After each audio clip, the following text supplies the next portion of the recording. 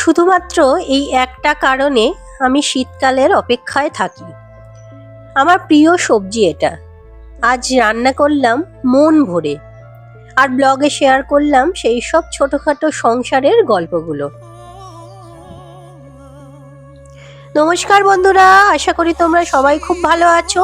আমিও ভালো আছি। সম্পাদ লাইফস্টাইলের আরো একটা নতুন ব্লগে তোমাদের সবাইকে স্বাগত। আজ হলো বুধবার, আর বুধবারের ব্লগটা আজকে একটু আলাদাভাবে আরম্ভ করলাম। চলে এসেছিলাম ছাদে ঠাকুর ঘরে, এসে ঠাকুর ঘরটা পরিষ্কার করার জন্য আর বাসন টাসনগুলো মেজে রেখে যাওয়ার জন্য। যদিও সকালটা আমার অনেক আগেই শুরু হয়েছে, নিচে অনেক কাজই কমপ্লিট করে এসেছি, তবে রান্নাবান্না আজকে এখনো কিছুই আরম্ভ করিনি। আসলে ফ্রিজটা যেহেতু গন্ডগোল হচ্ছে, বন্ধ হয়ে পড়ে থাকছে, তাই মাছ আর বাবা এখন আগে থেকে এনে রাখছে না। সকালে ঘুম থেকে উঠে তারপরে গেছে বাজারে, মাছ সবজি যা লাগবে নিয়ে আসবে তার জন্য। তাই ভাবলাম যতক্ষণ না আসছে বসে থেকে তো কোনো লাভ নেই, তাই উপরে চলে এসেছি এই কাজগুলো কমপ্লিট করে রেখে যাওয়ার জন্য। আসলে ঠাকুর ঘরটা মোছা থাকলে বাসন টাসনগুলো ধুয়ে যদি রেখে যাই সকালে, তাহলে দুপুরে সময়টা অনেকটাই কম লাগে, তাড়াতাড়ি পুজোটাও কমপ্লিট করা যায়। তাই ভাবলাম হাতে যখন সময় আছেই, তাহলে উপরে গিয়ে কাজটা আগে কমপ্লিট করে নিই। তো এখানে সমস্ত বাসন ধুয়ে মুছে রেখে চলে এসেছিলাম। আর এখানে এই যে দেখো, কাল রাতে বেশ কিছুটা মুগ কড়াই ভিজিয়ে রেখেছিলাম। না তড়কা করব বলে না, আসলে আজকে ভাবছি টিফিনে একটু চিলা বানিয়ে দেব। জিনিসটাকে হয়তো চিলাই বলে, ঠিক করে আমি জানা নেই, কারণ এর আগে কোনোদিনই আমি করিনি। তবে ইউটিউবে অনেকবার এই ভিডিও দেখেছি রেসিপির, তাই ইচ্ছা হলো, রোজই তো সেই একঘেয়ে রুটি পরোটা মুড়ি এইসবই খাওয়া হয়, তো আজকে একটু নতুন কিছু করা যাক। আর এটা কিন্তু খুব হেলদি একটা ব্রেকফাস্ট। তো তার জন্যই এই যে দেখো, এখানে ভালো করে ডালটা আগে বেটে নিলাম, তারপরে পেঁয়াজ কুচিয়ে নিয়েছিলাম, লঙ্কা কুচিয়ে নিয়েছিলাম, এর মধ্যে গোলমরিচ গুঁড়ো, কিছুটা কাসুরি মেথি, তারপরে চাট মশলা, স্বাদ মতো নুন দিয়ে ভালো করে এটা মিশিয়ে নিলাম। আর এটা না একটু ধৈর্য ধরে আস্তে আস্তে করেই রান্না করতে হয়, আর তাওয়াতে করলেই ভালো হয়। কড়াইতে ভাজলে অতটা হয়তো ভালো হবে না, ফ্রাইং প্যানে ভাজতে পারলে আরও ভালো। তবে আমার ফ্রাইং প্যানটা যেহেতু স্টিলের, বেশিক্ষণ ওটাতে রান্না করা যায় না, একটু পুড়ে পুড়ে যায়। তো তাই ভাবলাম যখন তাওয়াটা আছে তাতেই না হয় করা যাক।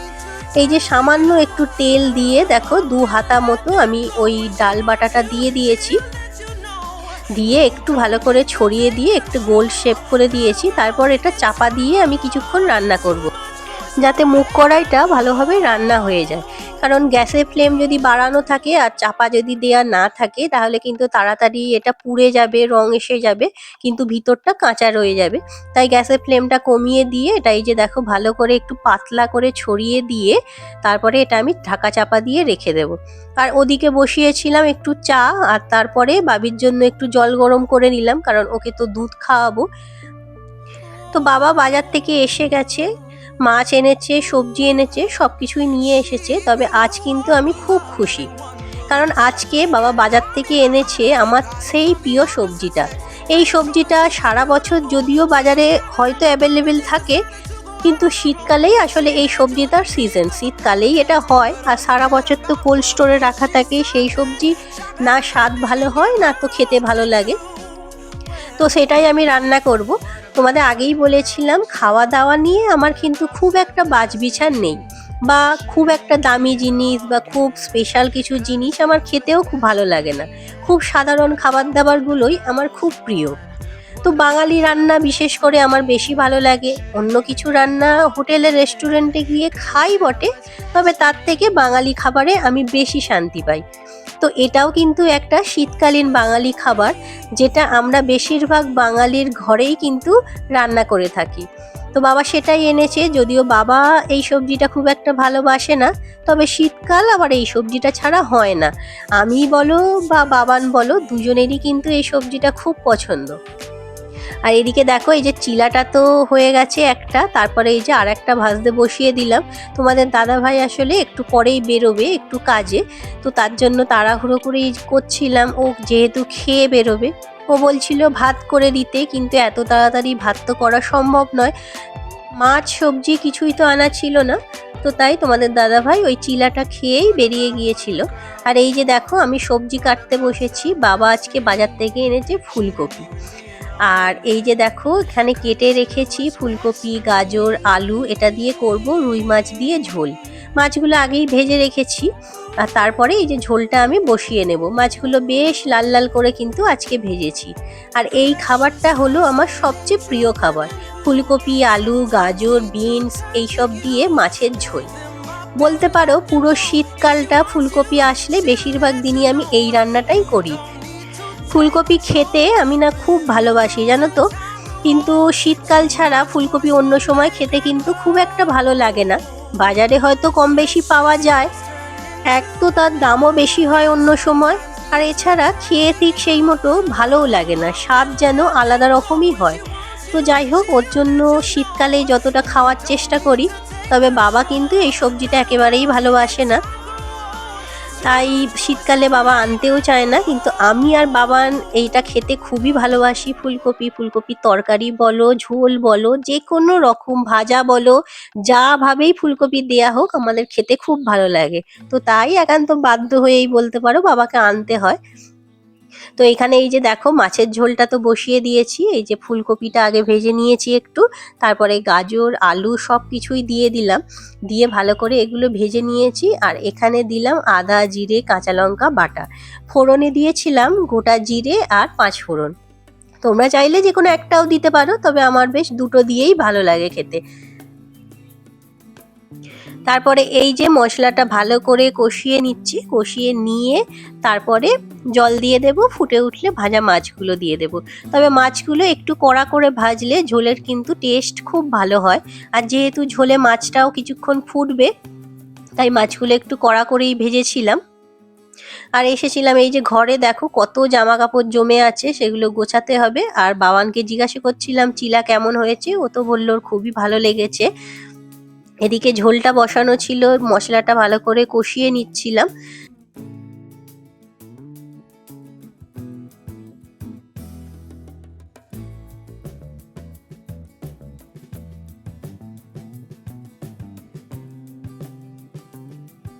তারপর এই যে পরিমাণ মতো জল দিয়ে স্বাদ মতো নুন দিয়ে দিয়েছিলাম। তারপর ঝোলটা ফুটে উঠলে মাছগুলো একটু পরে দেব। আর ওদিকে বসিয়ে দিয়েছিলাম করলা আলু ভাজাটা, সেটাও মোটামুটি হয়েই এসেছে, আর একটু সেদ্ধ হলেই হয়ে যাবে। আমার বাপের বাড়িতে জানো তো ফুলকপি প্রচুর চাষ হতো মাঠে, তো ছোটবেলা থেকেই ওর জন্য এই প্রিয় সবজিটা খেতে কোনো রকম কষ্ট কোনো দিনই হয়নি। মা তো শীতকালে প্রায় রোজ দিনই ফুলকপি রান্না করে দিত, যে কোনো রকম তরকারি হোক, ঝোল হোক, ভাজা হোক, সব কিছুই বেশ ভালো লাগতো খেতে।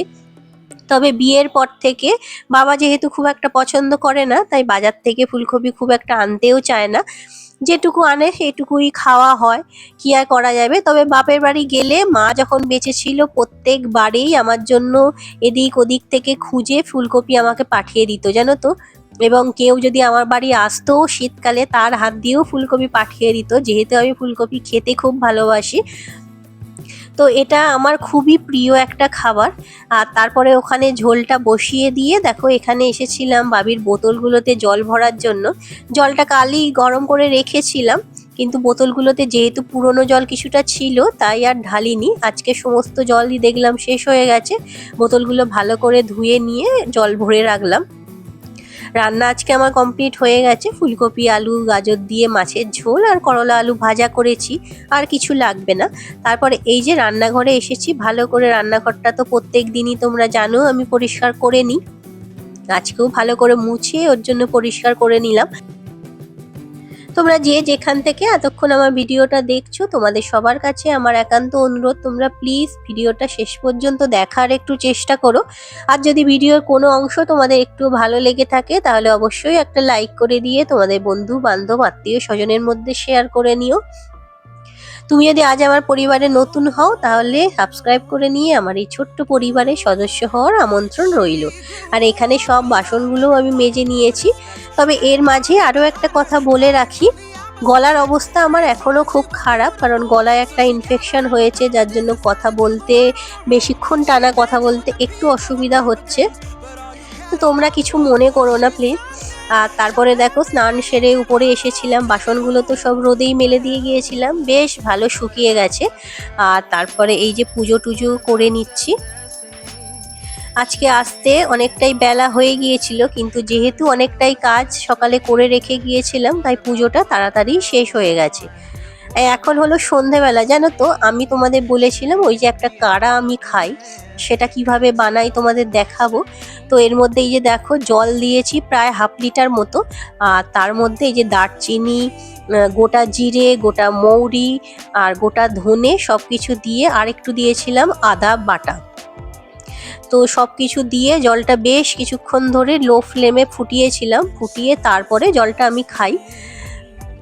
তারপর বারান্দায় এসেছিলাম, জানো তো লাইটগুলো লাগিয়ে নিচ্ছিলাম, কারণ আমি না লাগালে এই লাইটগুলো লাগানোই হবে না। আর কালী পুজো তো সামনে এসেই গেল। তো জানো তো প্রত্যেক বছর এই লাইটগুলো না আমি দুর্গাপুজোর আগেই লাগিয়ে নিই, তবে এবছর এত বৃষ্টি হচ্ছিল তো সেই ভয়ে আর লাইটগুলো লাগাইনি এবারে। তবে আপাতত তো বৃষ্টিটা বন্ধ হয়েছে, আর পুজো যেহেতু এসে গেছে লাইটটা লাগাতেই হবে। তো এই যে দেখো বারান্দায় সুন্দর করে চারিদিকে লাইটগুলো লাগিয়ে নিয়েছি, তবে তোমাদের দাদাভাই বাবান দুজনেই একটু হেল্প করেছে। তো যাই হোক, ভিডিওটা আজকে এখানেই শেষ করলাম, আবার দেখা হবে পরের ভিডিওতে। ততক্ষণ সবাই ভালো থেকো, সুস্থ থেকো আর খুব খুব আনন্দে থেকো। টাটা।